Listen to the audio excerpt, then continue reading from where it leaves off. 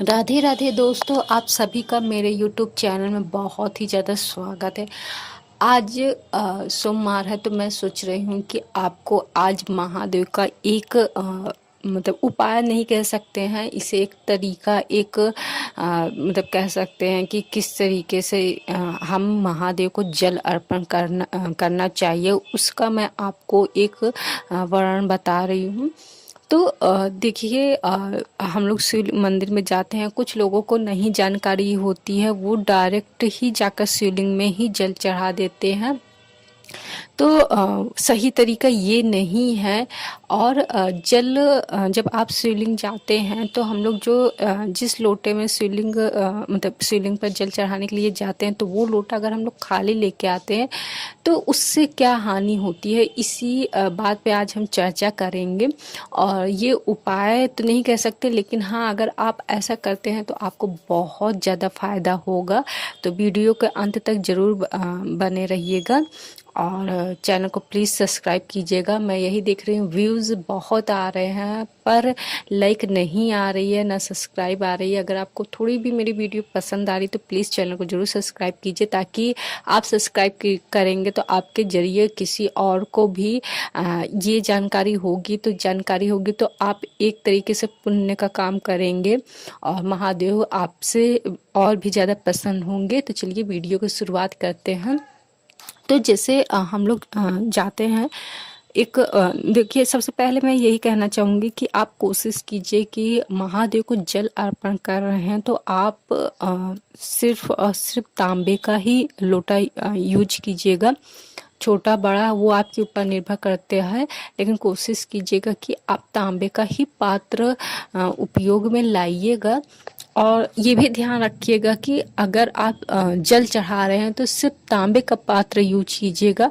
बाकी अगर आप दूध उन्हें अर्पण कर रहे हैं तो आप उनको स्टील या फिर पीतल, कस्कुट, इस सब चीज़ में लीजिएगा। दूध आप कभी भी तांबे के बर्तन से नहीं लीजिएगा। बहुत लोगों की ये सोच है कि उन्होंने विष पिया था तो मतलब कहते हैं कि तांबे के पात्र में अगर दूध रखा जाता है तो वो विष बन जाता है, मीन्स जहर बन जाता है।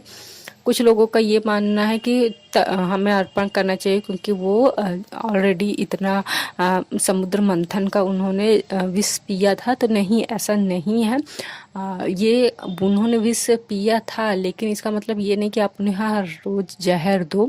मतलब विष ही होता है। तो आप उन्हें दूध आप तांबे के पात्र में ना चढ़ाकर किसी और अन्य पात्र में आप चढ़ा सकते हैं। लेकिन हाँ, जो जल होता है जिसमें आप फूल भी डाल सकते हैं और उसमें आप गंगा जल भी डाल सकते हैं, वो आपको तांबे का पात्र लेना चाहिए। तो आपको क्या करना है, आप और हाँ, ये ध्यान भी दीजिएगा कि ये बहुत ज़्यादा इम्पोर्टेंट बात है कि आप जो महादेव को जल चढ़ाने के लिए ले जाते हैं तो आप जल अपने घर से लेके जाइए। आप बहुत से लोग ये होते हैं कि किसी के मंदिर दूर होते हैं या कुछ भी कारण से ये होता है कि वो जो जल होता है वो लोटा घर से लेते जाते हैं और मतलब किसी भी चीज़ में, बैग में, डोलची में ऐसे रख के ले जाते हैं और उसे वो मंदिर में जाकर वहीं जो नल लगा होता है वहीं से जल भरकर वहाँ पे अर्पण कर देते हैं। नहीं, आप ये ध्यान दीजिएगा कि आप किसी भी मंदिर में आप शिव जी को जल अर्पण करते हैं, शिवलिंग में जल अर्पण करते हैं, तो वो जल आपको अपने घर से ही ले जाना चाहिए। अगर आपको ऐसा लग रहा है कि नहीं सुविधा हो रही है, दूर है, तो आप एक बॉटल में भर लीजिए अपने घर का जल, गंगा जल मिलाकर उसे ले जाइए। और अगर आप पास ही में मंदिर है तो आप घर से ही लोटे में जल भर कर ले जाइए। आप मंदिर मतलब कहीं किसी अन्य जगह का जल आप यूज न कीजिएगा। ऐसी मान्यता है कि महादेव को अपने घर का ही जल ले जाके चढ़ाना चाहिए। याद कीजिए आप, मतलब याद क्या कीजिए, आप थोड़ा ध्यान दीजिए कि जब कांवरिया लोग ले जाते हैं सावन में तो वो गंगा जल भर के ले जाते हैं। इसके पीछे यही मान्यता है कि उनको जल अपने घर से ले जाना होता है, या तो फिर उस नदी से लेकर जल जाएं जहाँ पर वो स्नान किए होते हैं। अगर ऐसा ही होता तो कांवरिया लोग जल लेके क्यों जाते, वहीं पर किसी भी जलाशय से लेकर लेकर, किसी भी पानी के जल के स्रोत से वो जल लेकर वो अर्पण कर देते हैं महादेव को। तो यही पीछे मान्यता है कि महादेव का को अपने घर से ही जल उनको अर्पण करना चाहिए। तो देखिए, सबसे पहले आप जाओ तो उनका जो शिवलिंग होता है, तो देखो कई शिवलिंग में पूरा बना होता है कि कहाँ पर क्या मतलब कौन से गणेश जी का स्थान कहाँ है, कार्तिकेय जी का स्थान कहाँ है, वो उभरा हुआ बना होता है और कहीं कहीं उभरा हुआ नहीं होता है। तो आप ये बिल्कुल भी कहीं नंदीश्वर रहते हैं, कई जगह नंदीश्वर नहीं रहते हैं, जैसे जहाँ मंदिर होता है, तो आप क्या कीजिएगा कि आप जब शिवलिंग मंदिर में जाइएगा तो देखिए, सर्वप्रथम आप क्या कीजिएगा, जैसे ही उनके अंदर मतलब मंदिर में आप प्रवेश कीजिए, आपको दोनों हाथ अपने उठाकर हर हर महादेव या ओम नमः शिवाय जिस भी नाम से आप महादेव की भक्ति करते हैं, कोई महाकाल के नाम से करता है, कोई महादेव के नाम से करता है, जैसे भी आप करते हैं वैसे आप उनको दोनों हाथ ऊपर उठा के आप उनकी जयकारा, आपको चाहे मन में लगाइए चाहे तेज, वो आपकी स्वेच्छा के ऊपर है, मतलब आपको दोनों ऊपर हाथ उठा के करना है। और फिर जो जल है, तो आप सबसे पहले आप शिवलिंग में ही आपको जल अर्पण नहीं करना है। सर्वप्रथम आपको क्या करना है, जो आप ऐसे जाएंगे तो आपके दाईं तरफ जहाँ जलाशय बहता है, तो उस जलाशय के दाईं तरफ गणेश जी का स्थान है, बाईं तरफ कार्तिकेय जी का स्थान है, और जो बीच का स्थान है जहाँ से जलाशय जाता है तो उसका उभरा हुआ ऐसे उठा हुआ रहता है, वहाँ पर अशोक सुंदरी का स्थान है। अशोक सुंदरी महादेव की सबसे प्रिय पुत्री हैं और सबसे छोटी पुत्री हैं। तो सबसे पहले आपको गणेश जी का उनको जल अर्पण करना है, क्योंकि वो पूजनीय है, सबसे पहले उन्हीं का पूजा होता है। फिर आपको राजकुमार कार्तिकेय जी की को जल अर्पण करना है। फिर आपको अशोक सुंदरी जी को जल अर्पण करना है। फिर जो शिवलिंग है उसके जो चारों तरफ, मतलब जस्ट है चारों तरफ, पूरा ग्राउंड लेके नहीं, उसके शिवलिंग के जस्ट चारों तरफ माता पार्वती जी का स्थान होता है। तो राउंड सर्कल में जल ऐसे चढ़ाते हुए आपको माता पार्वती जी का स्मरण करना है, और फिर लेकर आपको जो शिवलिंग है उसमें आपको अर्पण करना है महादेव के नाम पे जल से। और ध्यान दीजिए कि जब भी आप महादेव का जल अर्पण करें, बिल्कुल भी जो जल की धार है वो शोर ना करे, मिस, और पानी का छिट्टा जो मिस, जब भी आप जल अर्पण करें शिवलिंग में, जब वो जल टकराए तो ये छिट्टा ना पड़े। देखिए, आप थोड़ा सा आप इस पे ध्यान देने की बात है कि जल चढ़ाने का कई तरीका होता है। बहुत ही जितना स्लो आप चढ़ा सकें उतना स्लो चढ़ाइए, और मतलब कि बहुत थोड़ा वक्त देकर आप चढ़ाइएगा, और छीट बिल्कुल भी नहीं आनी चाहिए, जैसे छिट्टा जिसे कहते हैं वो नहीं आना चाहिए। और साथ में ये भी ध्यान दीजिएगा कि जो जल आप चढ़ा रहे हैं उसका धार ना टूटे। उनको अर्पण करने के बाद फिर जो नंदी जी रहते हैं वहाँ पे, उनका जो आगे वाला पैर, जो दो पैर होते हैं, तो उनका एक पैर ऐसे उठा रहता है, तो वहाँ पे उनके आगे वाले पैर जो आगे, दोनों का जो आगे वाला पैर होता है जो उठा रहता है, उसमें उनको जल अर्पण करना है।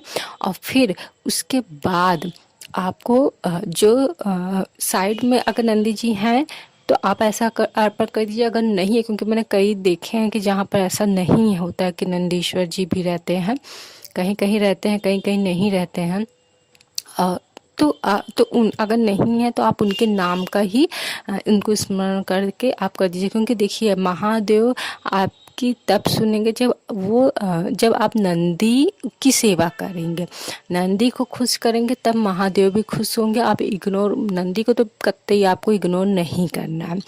तो आप उसके बाद अगर वो उनकी मूर्ति नहीं है तो आप उनके स्मरण करके कर दीजिए।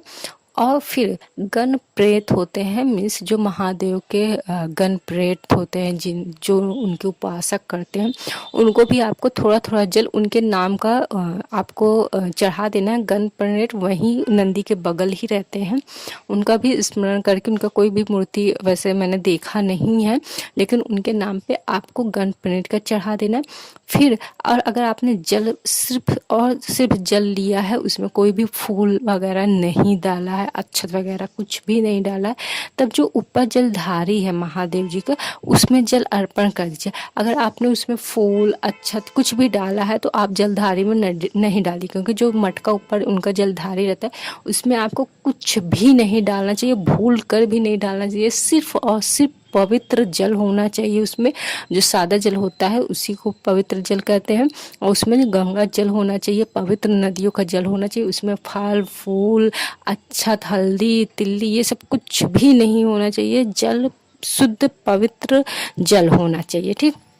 और अगर आपने फूल पत्ती डाला है तो आप जलधारी में नहीं जल आपको डालना है जो ऊपर मटका है। अगर आपने शुद्ध जल सिर्फ जल लिया है तो आप उसमें भी थोड़ा डाल दीजिए, ठीक। और थोड़ा सा जल आप आपने पूजा किया, फिर उसके बाद जैसा भी आप पूजा करते हैं पूजा कीजिए। फिर आते वक्त जो महादेव का चौखट होता है वहाँ पे साइड साइड में आपको थोड़ा थोड़ा जल आपको डाल देना है। उनके चौखट में भी जल डालने का उतना ही पुण्य होता है जितना कि महादेव के शिवलिंग पे जल अभिषेक करना। और उसके साथ ही मैंने यहाँ पे थोड़ा सा एक छोटा सा भूल कर दिया है कि जब आप गणपति जी का और राजकुमार कार्तिकेय का, राजकुमार कार्तिकेय जी के राजकुमारी अशोक सुंदरी जी का जब जल अर्पण करते हैं आप, तो आपको फिर उसके साइड साइड आपको उनके सभी पुत्र और उनके सभी पुत्री, मतलब महादेव और पार्वती जी के सभी पुत्र और सभी पुत्रियों के नाम पे भी थोड़ा थोड़ा जल आपको अर्पण करना है, ठीक। इस तरीके से हो गया, आपको इतना जल आपने अर्पण किया।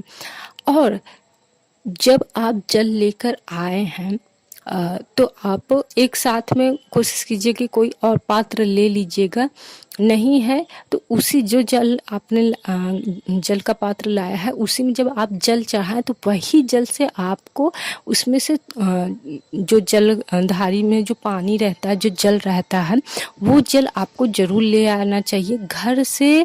अगर आप मतलब जल लेके जा रहे हैं और आप महादेव के शिवलिंग से खाली जल आपको कभी भी, मतलब खाली माफ़ कीजिएगा, खाली पात्र कभी भी नहीं ले आना चाहिए।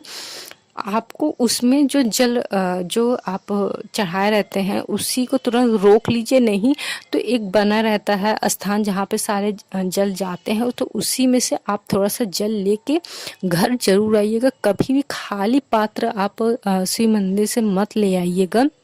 और उस पात्र में जो आपने जल रखा है उसको आप ले आके आप अपने घर में, अपने वर्क स्थान पे और अपने अगर आप अपने मतलब मस्तिष्क में, अपने सर पर, अपने आँखों में उस जल को स्पर्श करना है। क्योंकि देखिए सबसे पवित्र महादेव का यही प्रसाद होता है। क्योंकि देखिए महादेव का को कुछ भी अगर हम फल चढ़ाते हैं, मिष्ठान चढ़ाते हैं, अगर हमने महादेव को चढ़ा दिया तो उसके बाद वो हम नहीं खा सकते, क्योंकि उसमें हक गण प्रेत का होता है।